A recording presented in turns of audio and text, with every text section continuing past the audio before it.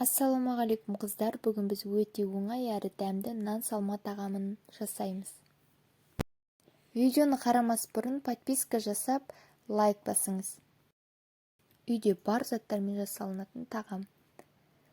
Ең алдымен етімізді турап аламыз. Ары қарай картопымызды турап аламыз. Бұл жерде турау үлгісін сіз өзіңіз таңдайсыз. Майда кубиктермен турауға болады, немесе үлкен кубиктермен турауға болады. Картопымызды турап алғаннан кейін ары қарай помидорымызды кішкентай кубиктерге бөліп турап аламыз. Яғни бұл қуырылып кететін зат болғандықтан томат ретінде қолдануға болады, немесе оның орнына томат қолдануға болады. Ары қарай чесноктарымызды майдалап турап аламыз.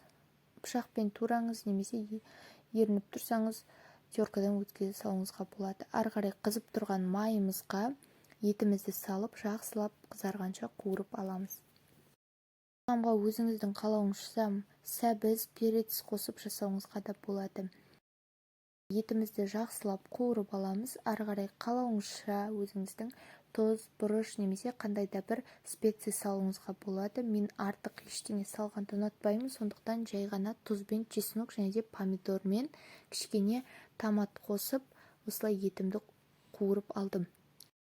Дайындау барысында отты жай қойып отырып қуырып шығамыз барлығын. Тағам қатты күйіп кетпеу керек. Одан ары қарай картопымызды осылай салып, бетіне тағы да бір қуырып аламыз.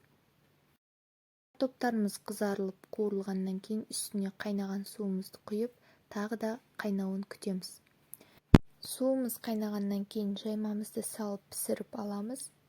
Біздің өте оңай жасалатын нан салма тағамымыз дайын. Рецепт ұнаса лайк басып, комментарий қалдыруды ұмытпаңыз. Сіздермен бірге болған Тоқтамысова ас болсын.